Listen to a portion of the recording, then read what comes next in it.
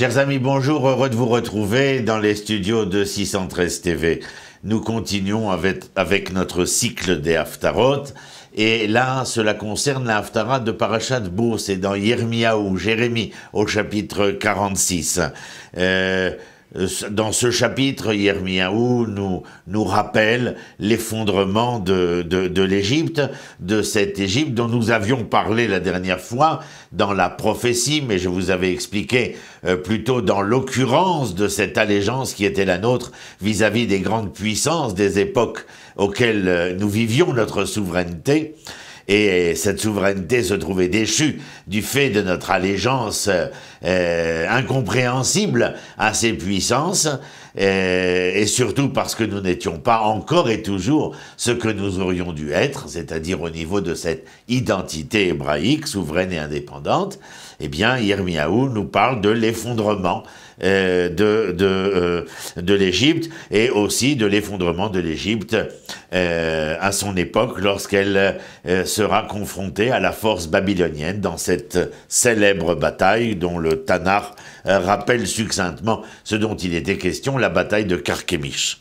Eh bien, cette Égypte, d'une certaine manière, a posteriori, se voyait encore une fois remise en question, et les Hébreux devaient bien entendu être à l'écoute de l'événement qui se déroulait sous leurs yeux.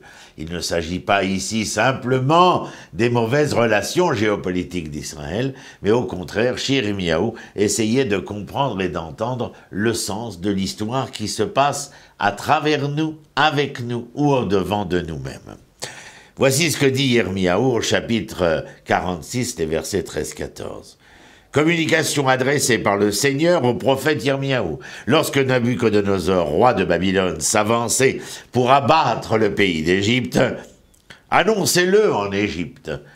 Dites, debout, tiens-toi prêt, car le glaive dévore autour de toi. Vous entendez ici, dans ces versets 13 et 14, bien entendu, la destruction de l'Égypte, pas seulement sur le plan militaire, car un empire entre nous.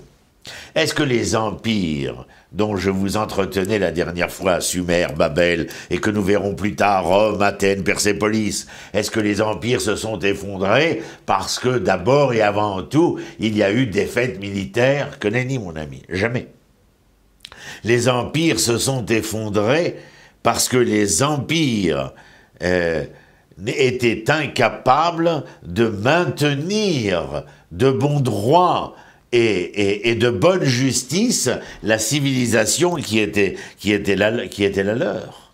Et c'est parce que cette identité dont je parle perpétuellement concernant Israël, identité morale, n'a pas été le fer de lance de ces civilisations qui se sont laissées empêtrer par l'accumulation des biens d'avoir à la perte du bien-être, mais celui de l'être ici, bien entendu. Dieu punit les idoles d'une nation avant la nation elle-même. C'est cela que dit Yirmiyahu.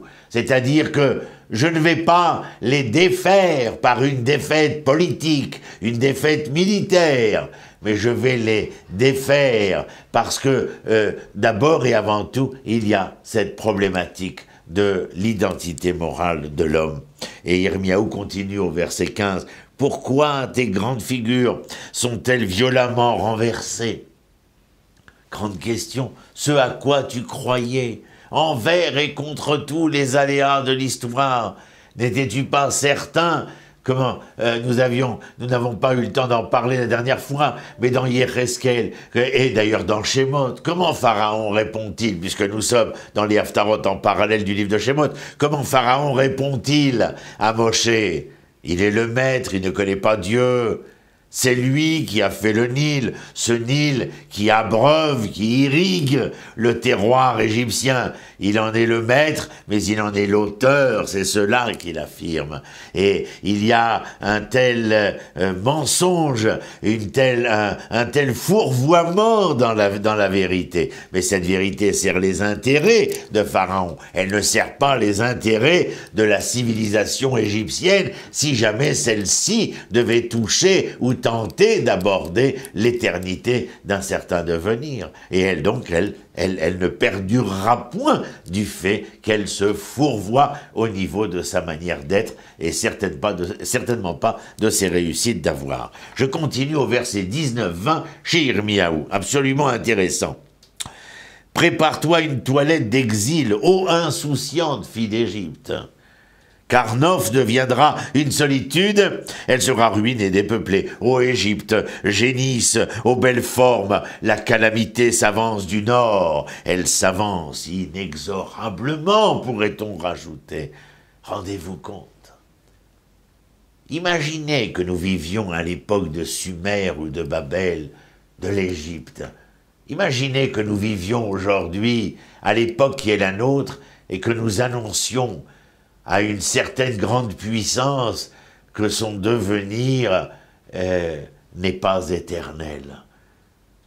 Aujourd'hui, de plus en plus d'auteurs, de philosophes, de gens de réflexion et d'analyse s'interrogent sur la viabilité, probable ou non, mais pour la majorité d'entre eux non probable, de la civilisation qu'ils appellent judéo-chrétienne, c'est-à-dire la civilisation occidentale. Comment est-ce possible ? On pourrait répondre, bien sûr, vous serez d'accord avec moi, que si Sumer, Athènes et Rome ont disparu, pourquoi la civilisation occidentale, notre civilisation que nous connaissons à notre époque, ne disparaîtrait pas, bien entendu. Alors, bien sûr, Israël doit agir, réagir, afin, c'est ce que lui demande, en tout cas, Yirmiyahu, car le prophète prophétise pour l'époque qui est la sienne, celle de la fin de l'époque du premier temple, du roi Tzidkiyahu, et de l'époque de Joachim et Joachim. Aval, elle transmet aussi un message pour nous qui sommes ici aujourd'hui. Et voici ce que Yirmiyahu dit au verset 21-22, pour ceux qui nous prennent en chemin. Eh bien, je vous rappelle que nous sommes au chapitre 46. Lorsque les ennemis marcheront contre elle, armés de haches comme des bûcherons, ils abattront sa forêt, dit le Seigneur. Elle est si impénétrable cependant. C'est qu'ils seront plus nombreux, dit le texte, que les sauterelles, on ne peut les compter. C'est comme si, encore une fois, eh bien, l'on voyait ce rappel de la plaie qui allait s'abattre contre l'Égypte, cette Égypte qui était. Alors vous le savez comme moi, Babylone remplacera l'Égypte, de la même manière que 200 ans plus tard, eh bien les Perses remplaceront la civilisation babylonienne, etc., etc.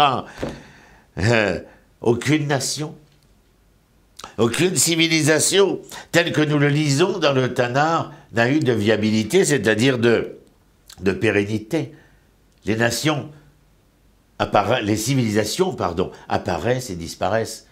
Oh, ça nous rappelle ce songe de Yaakov lorsqu'il s'enfuit de devant Esav parce que sa mère l'a impliqué dans cette fuite et qu'il est, nos sages disent, sur l'esplanade, enfin sur le Haramoria, et qu'il met 12 pierres qui deviennent une pierre sous sa tête, symboliquement ce que cela veut dire, l'unité d'Israël, et qu'il a ce songe où il voit une échelle d'où les anges montent et les anges descendent. Et Rachid de dire, alors ceux qui montent, ce sont ceux qui étaient les anges d'Eret Israël, et ceux qui descendent, ce sont les anges de Chutz-Laretz.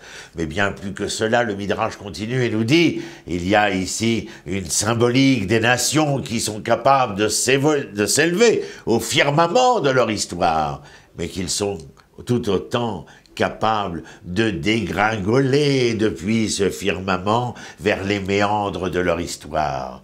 Et la question est pourquoi je ne suis pas monté, pourquoi Israël, qui est aussi le nom de Jacob, n'est-il pas monté? Eh bien parce que lui n'aura pas besoin de descendre. Vous voyez, quand Frédéric Nietzsche, dans son livre « Par-delà le bien et mal », se pose la question de la pérennité d'Israël, eh bien, il y a de cela. C'est que quelque chose dans Israël, en ne suivant pas la courbe exponentielle et dégradée des nations et des civilisations, eh bien, est quelque chose de méta-historique. Celui qui en parlera, enfin, qui susurrera cette idée, s'appelle Jean-Baptiste Vico. Vous pouvez le trouver sur Wikipédia, j'imagine. Et donc, voici ce que Yirmiyahu nous disait concernant ces grandes civilisations. Donc non seulement Yirmiyahu, comme Yéhezkel la semaine dernière, s'adresse à l'Égypte, donne une leçon à Babel ou à Sumer, mais bien évidemment que la leçon est aussi pour Israël. Il y a sur les emblèmes de la ville de Paris, le saviez-vous? Vous savez que l'emblème de la ville de Paris est représenté par un vaisseau flottant et qui est accompagné d'une devise en latin. Je ne me rappelle pas par cœur, permettez-moi de la lire. Fluctuat nec mergitur. Ça veut dire quoi? Ce bateau qui est l'emblème de Paris, eh bien, il est battu par les flots, mais ne sombre pas. Il vaut mieux en avoir la certitude, bien que dans les jours qui sont les nôtres aujourd'hui, ou plutôt l'époque qui est la nôtre, eh bien, nous voyons la civilisation occidentale être envahie par une autre civilisation et remettre en question les acquis de cette société occidentale, de cette civilisation judéo-chrétienne, et peut-être, qui sait, mais en tout cas, puisque ça s'est passé, rien ne nous interdit de penser que cela peut encore se passer, eh bien, une déstabilisation de cette civilisation et voir poindre à l'horizon une toute autre civilisation. Yirmiyahu continue et il dit ainsi, le peuple d'Israël lui est éternel. Avant lui, je vous l'accorde, dans le livre de Shmuel, il dit à Shaoul, vous avez échoué contre Amalek. Et donc je vous déchois de votre royauté. C'est un autre qui sera roi, nous savons, David, mais Shaoul ne le sait pas encore. Et il lui dit, Netzar Israël et Shaker, l'éternité d'Israël ne se démentira pas. Alors, et voici ce que dit Yirmiyahu. Non, tu n'as rien à craindre, mon serviteur Yaakov, dit le Seigneur, car je serai avec toi. Dussé-je détruire de fond en comble tous les peuples parmi lesquels je t'aurai relégué, que toi. Je ne te détruirai pas, je te frapperai avec mesure, mais j'aurai garde de consommer ta ruine. Vous serez comme chez La Fontaine, hein, que vous êtes comme le roseau, qui sera plié, mais jamais rompu. Et donc il y a, dans ce propos, c'est le verset 28, toujours du chapitre 46, une volonté de nous faire entendre cette éternité d'Israël, puisque le roseau plie, mais ne se rompt pas. C'est donc qu'il est encore et toujours ici. Les chênes, dans la même fable de La Fontaine, le chêne est déraciné, mais le roseau, non, il plie, mais ne se rompt pas. Et Yirmiyahu est pourtant le prophète de la destruction. Vous vous rappelez, prophète de la destruction, mais attention, dans sa prophétie, l'Éternel lui dit, tu vas devoir détruire, labourer, etc., mais tu seras aussi celui qui reconstruira, qui rétablira, bien entendu. Pour toi, ô mon serviteur Yaakov, verset 27, ne crains rien, ne sois point alarmé, ô Israël, car mon secours te fera sortir des régions lointaines et tes descendants de leur pays d'exil. Yaakov reviendra et il jouira d'une paix et d'une sécurité que personne ne troublera. Netzar Israël, l'éternité d'Israël, ne se démentira pas. Bien entendu. Il nous faut tenir bon, il nous faut ne pas avoir peur, il faut savoir que l'exil est temporaire, même s'il a duré 19 siècles, et que nous sommes dans ce retour aujourd'hui, promis chez Yéhezkel, au chapitre 26, 27, 28, 29, et chez tous les prophètes, quels qu'ils soient. Eh bien, il faut, malgré tout, que ce soit pour sortir de l'exil et nous rassembler sur notre terre, ou bien rassembler sur notre terre pour la délivrance, la rédemption tant attendue, eh bien, l'Éternel nous assure de cette éternité, afin que nous puissions, souffrir la langueur du temps avant que cette rédemption ne soit pleine et totale. Alors oui, nous sommes revenus avec des acquis de 2000 ans d'exil où nous sommes anxieux, craintifs, mais le prophète Yirmiyahu nous interpelle dans la confiance et l'espoir, parce que cette confiance et cet espoir nous permettront, eh bien, de vaincre l'anxiété. Et l'Éternel nous le dit dans Yirmiyahu, car je serai avec toi. Et notre Emouna, je vous l'avais dit une fois, mais je le répète, Emouna, la racine, c'est Amen, que nous répondons d'ailleurs au Brachot. Et Amen, Aleph Memnoun, c'est Amin, Ne'eman, Emet, disent nos sages, la confiance, la fidélité et la vérité. C'est ce que nous demande Yirmiyahu. Gardez confiance, rester fidèles et ne croire que dans la vérité qui est la nôtre et qui nous assure cette éternité. À très bientôt, shalom, depuis Jérusalem, pour la chaîne de 613 TV. Shalom, shalom.